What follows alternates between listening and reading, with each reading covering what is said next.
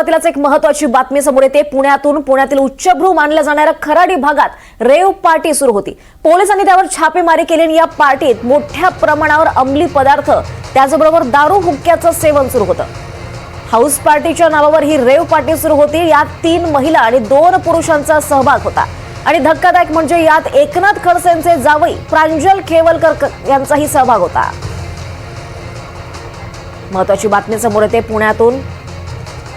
अधिक माहिती घेऊयात, आपल्यासोबत आपले प्रतिनिधी मंगेश जोशी आहेत। मंगेश, कुठे नेमकी खराडी भागात ही रेव पार्टी सुरू होती, कसं प्रकरण उघडकीस आलेलं आहे?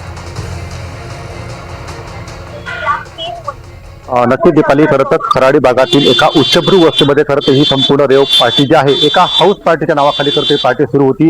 याबाबत खरं तर पोलिसांना माहिती मिळतात पोलिसांनी जे आहे या ठिकाणी छापा टाकून या ठिकाणी 3 महिला व 2 पुरुषांना जे आहे ते ताब्यात घेतलेलं आहे। एकंदरीत या घरामधून जे आहे खरं तर मोठ्या प्रमाणात त्या ठिकाणी अंमली पदार्थ देखील पोलिसांना आढळून आलेले आहे। या ताब्यात घेण्यात आलेल्या लोकांमध्ये त्यामध्ये प्रामुख्याने राष्ट्रवादी शरद पवार गटाच्या महिला प्रदेशाध्यक्षा रोहिणी खडसे यांचे पती प्रांजल खेवलकर यांचा देखील समावेश असल्याची माहिती जी आहे ती समोर आलेली आहे। त्यामुळे पुण्यातच नव्हे तर जळगाव जिल्ह्याच्या राजकारणात एक मोठी खळबळ उडालेली आहे। ज्या पद्धतीने खरं तर जळगाव जिल्ह्याचं हनी ट्रॅप प्रकरण जे आहे, प्रफुल्ल लोढा प्रकरण जे आहे हे गाजत असताना त्यामध्ये एकनाथ खडसे यांच्यावरती मोठ्या प्रमाणात आरोप प्रत्यारोप सुरू असताना खरं तर या प्रकरणानंतर या प्रफुल्ल लोढाच्या प्रकरणानंतर जळगाव जिल्ह्यासाठी एक खूप मोठी बातमी म्हटली पाहिजे। एकंदरीतच कालच खरं तर एकनाथ खडसे यांनी या संदर्भात एक पत्रकार परिषद घेतलेली होती, ज्यामुळे प्रफुल्ल लोढावरून जे आरोप प्रत्यारोप करण्यात आले होते थेट आव्हान जे आहे ते खरं तर एकनाथ खडसे यांनी दिलेलं होतं। मात्र आता त्यानंतर आज एकनाथ खडसे यांचे जावई रेव पार्टीच्या प्रकरणामध्ये यांचा संबंध आल्याने कुठेतरी राजकीय वर्तुळात जे आहे ती एक मोठी खळबळ माजलेली आहे। एकंदरीतच या संपूर्ण प्रकरणामध्ये कशा पद्धतीने प्रांजल खेवलकर जे रोहिणी खडसे यांचे पती होते यांचा कशा पद्धतीने समावेश आहे हे देखील पाहणं महत्त्वाचं असणार आहे। मात्र आता जी काही माहिती मिळते आहे त्यावरून पुण्यातील प्रांजल खेवलकर अर्थात रोहिणी खडसे यांच्या निवासस्थानावर देखील पोलिसांची चौकशी सुरू असल्याची माहिती जी आहे ती समोर आलेली आहे। तर दुसरीकडे मुक्ताईनगर मधील प्रांजल खेवलकर यांच्या निवासस्थानी देखील पोलिसांकडून चौकशी केली जाऊ शकते।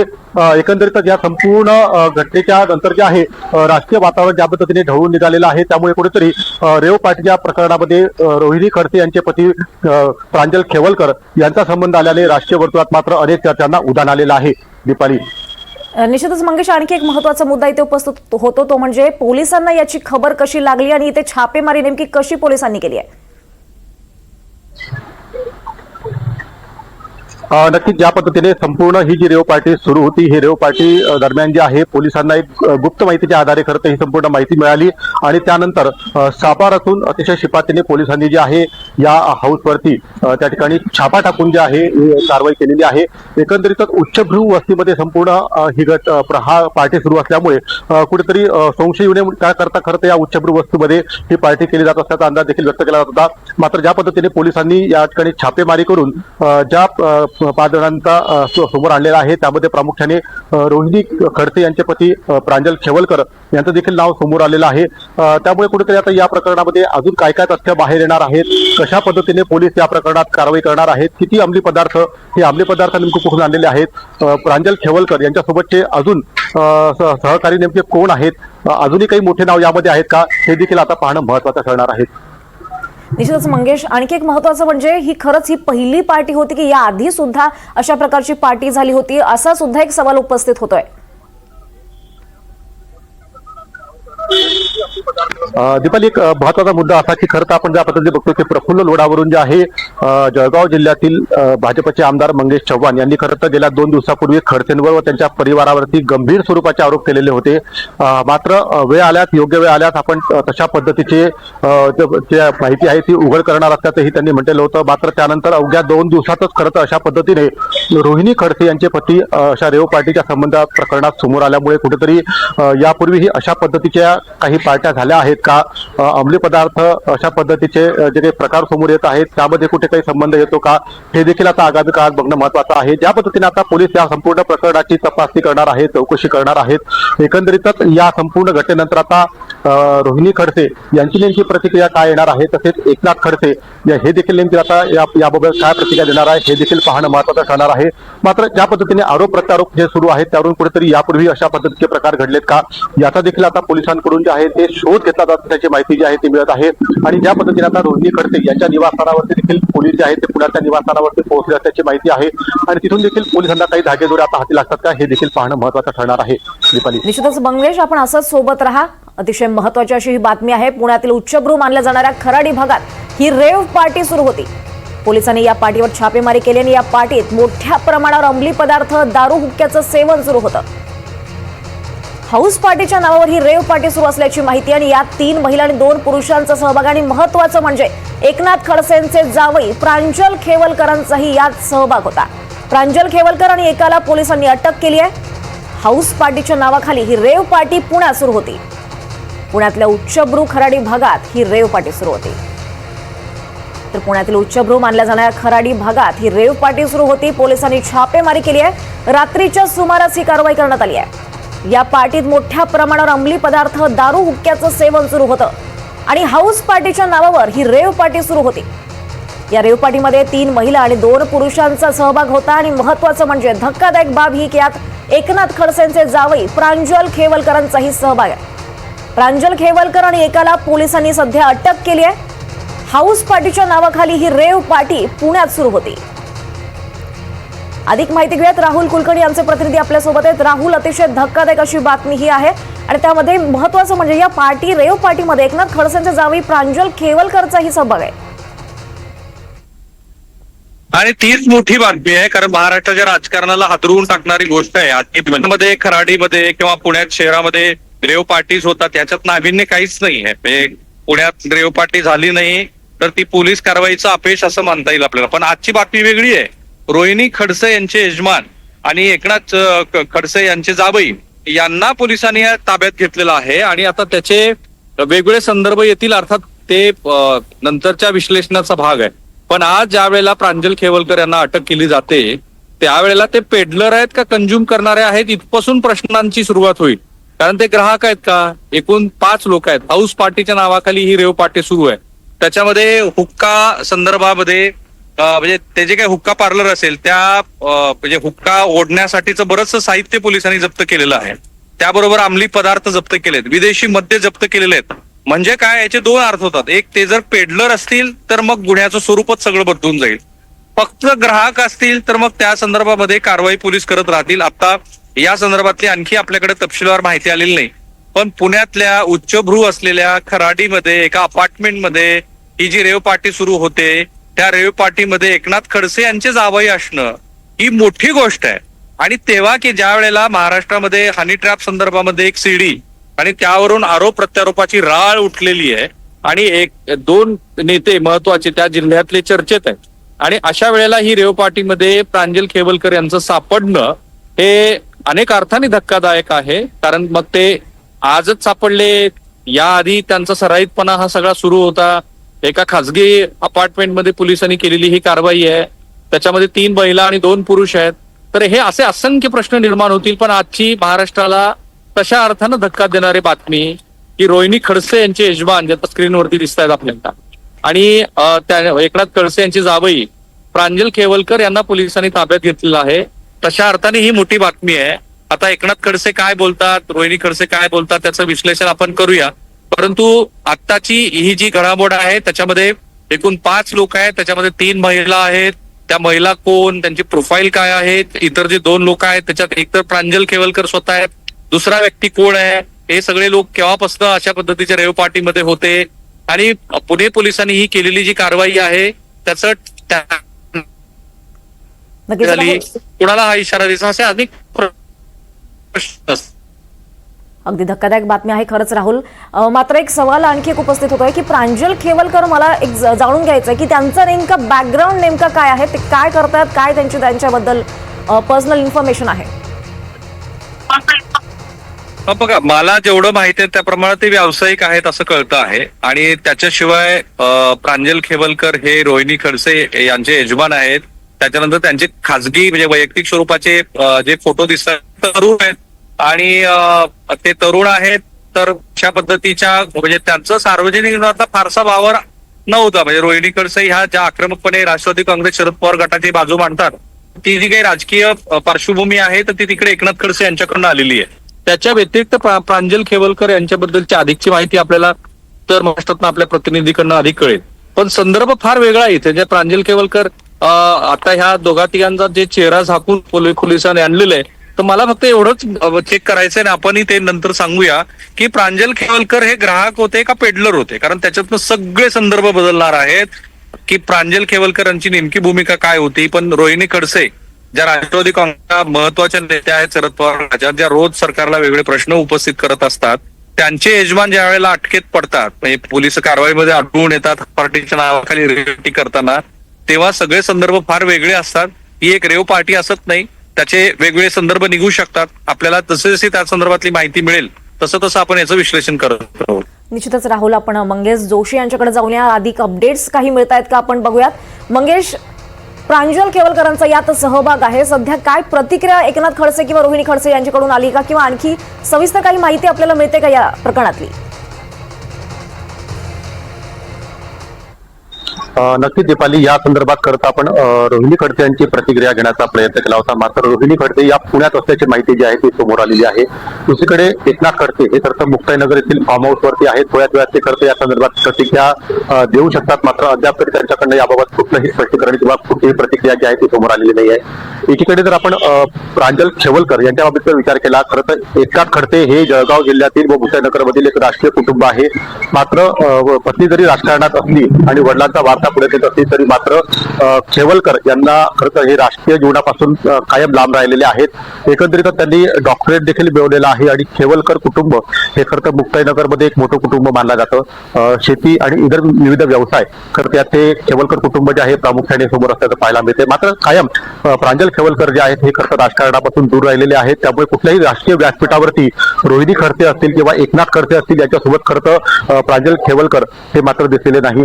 ज्या पद्धतीने खरं तर या संपूर्ण प्रकरणामध्ये ज्या पद्धतीने राहुल सरांनी सांगितलं की प्रत्यक्ष या रेव पार्टीमध्ये त्यांचा सहभाग कसा होता हे देखील आता या प्रकरणामध्ये पाहणं महत्वाचं ठरणार आहे. एकंदरीतच ज्या ज्या आता काही यातून तथ्य बाहेर येणार आहेत त्यातून अजून काय नेमकं खुलासे जे आहेत ते उघड होणार आहेत. प्रांजल खेवलकर याच्यासोबत ताब्यात घेण्यात आलेला दुसरा व्यक्ती कोण आहे, तो कुठल्या नेत्याशी संबंधित आहे का किंवा कुठला बडा व्यावसायिक आहे का, हे देखील तेवढंच पाहणं महत्वाचं ठरणार आहे. एकीकडे आता या संपूर्ण प्रकरणामध्ये कशा पद्धतीचं तथ्य जे आहे ते समोर येईल हे पाहत असताना दुसरीकडे मात्र ज्या पद्धतीने जळगाव जिल्ह्यात आपण असेच सोबत राहा. आपण प्रतिक्रिया घेणार आहोत. आपल्यासोबत शरद पवार गटाचे शहराध्यक्ष प्रशांत जगताप आहेत. प्रशांतजी, हाऊस पार्टीच्या नावावर ही मोठी रेव पार्टी पुण्यात सुरू होते आणि धक्कादायक म्हणजे यात एकनाथ खडसेंचे जावई प्रांजल खेवलकरांचा सहभाग आहे. तुमची प्रतिक्रिया? या संदर्भामध्ये आपल्या माध्यमातूनच या सगळ्या गोष्टी आमच्या समोर येत आहेत की याच्यामध्ये नेमकं काय तथ्य आहे ते मी पोलीस खात्यांकडून आम्ही समजून घेऊ. पण याच्यामध्ये काही चुकीचं घडलं असेल असं मला वाटत नाही. घडलं असेल तर पोलीस योग्य ती कारवाई करतील, त्याच्यामध्ये काही कोणाचा हस्तक्षेप असण्याचं काही कारण नाही. पण ही घडून आणलेली घटना आहे का खरी घटना घडली याचा एकूणच पूर्ण जी काही माहिती आल्यानंतर याच्यावर बोलणं उचित ठरेल.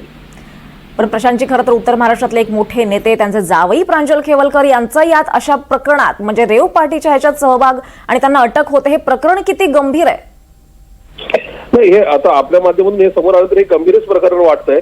पण याच्यामध्ये या संदर्भामध्ये त्या कुटुंबाकडून खरी माहिती येणं अपेक्षित आहे. त्याचबरोबर पोलीस जे काही दुपारपर्यंत प्रेस कॉन्फरन्स घेतील त्याच्यानंतरच याच्यावर काय योग्य ते बोलणं होईल. पण राष्ट्रवादी काँग्रेस पार्टी शरदचंद्र पवार या पक्षाच्या मी अधिकृतपणे सांगतो की याच्यामध्ये काही चुकीचं घडलं असेल तर निश्चित त्याच्यावर कारवाई व्हावी. पण जर काही चुकीचं घडलं नसेल आणि कदाचित वेगळ्या पद्धतीने मांडणी होत असेल तर मात्र योग्य तो तपास व्हावा ही आमची निश्चित विनंती राहील. निश्चितच. पण प्रशांतजी, खरं तर पारदर्शक याच्यात चौकशी होईल तुम्हाला असं वाटतंय? नेमकं काय तुमची यावर प्रतिक्रिया?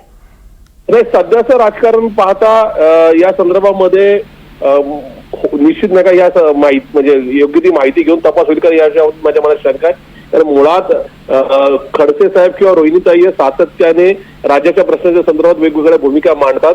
असं असताना त्यांचे पतिदेव अशा प्रकारची नाही का चुकीचं काहीतरी करतील असं मला वाटत नाही. कारण की प्रत्येक एक राजकीय नाही का कुटुंबाच्या सदस्याला आपण किती हिट लिस्टवर असतो याची पूर्व कल्पना असते. पण अशा संदर्भात पण जर त्या व्यक्तीने काही चुकीचं केलं नसेल तर त्याच्यावर नका अन्याय होऊ नये ही आमची भूमिका राहील.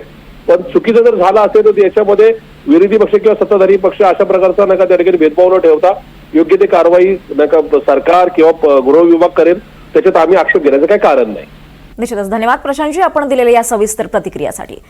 आपल्यासोबत अजित पवार गटाच्या रुपालीताई ठोंबरे आपल्यासोबत आहेत, त्यांच्याकडून आपण प्रतिक्रिया जाणून घेऊयात. रुपालीताई, एकनाथ खडसेंच्या जावी प्रांजल केवलकरांचा रेव पार्टीमध्ये सहभाग आहे, त्यांना अटक झाली, आपली प्रतिक्रिया? सकाळपासून तुमच्या बातम्या पाहतोय. मुळामध्ये त्यांना कशामध्ये अटक केलेली आहे हे जोपर्यंत पोलीस सांगत नाही तोपर्यंत त्याच्यावर भाष्य करणं योग्य राहणार नाही. ते जे काही 3 आणि 4 पुरुष दिसत आहेत दोघं ते कुठेतरी फ्लॅट मध्ये पार्टी होत चाललेली आहे निदर्शनास येते. आणि ही पार्टी होत असताना खरंच ती पार्टी होती, तिथं अंमली पदार्थ होते नव्हते, दारू अवैधमध्ये आणली होती नव्हती, या सगळ्या गोष्टीची माहिती समोर आल्यानंतर त्यावर बोलणं योग्य राहील. आता नेमकं अटक केलेल्यांमधले जरी ते काही राजकारणातले कुणाचे जरी पती असले किंवा कुणाचे तरी जावई असले तरी त्यांनी ते केले का नाही आणि ते काय प्रकार आहे त्याची पूर्ण माहिती घेऊन निश्चित त्यांनी बेकायदेशीर जर कृत्य केलं असेल तर त्यांच्यावर योग्य ती कडक कारवाई होईल. पण रुपालीताई, असं एका मोठ्या नेत्यांच्या जावयाचा असा सहभाग असणं, रोहिणी खडसेंचे ते पती आहेत, तुम्हाला काय वाटतं समाज मनावर याचे कसे पडसाद उमटतील? एक लक्षात घ्या की ते, मी पुन्हा सांगते, ते राजकारणाच्या कुणाचे जरी पती असले किंवा कुणाचे तरी जावई असले, त्यांना जी अटक करण्यात आलेली आहे त्याची माहिती अजून माझ्यापर्यंत पूर्ण मी घेतलेली नाहीये. जर त्यांनी या पार्टीमध्ये अंमली पदार्थ घेतले असतील तर ह्या मेसेज चुकीचा जातो, त्याच्यामुळे निश्चित या गुन्ह्यावर त्यांच्यावर कारवाई होईल. परंतु खराडी या भागामध्ये ही जी काही पार्ट्या म्हणजे फ्लॅट मधली पार्टी आहे, त्याच्यामुळे त्याच्यात काय काय सापडतंय आणि काय काय बेकायदेशीर कृत्य झाले हे जोपर्यंत समोर येत नाही त्याच्यावर भाष्य करणं योग्य राहणार नाही.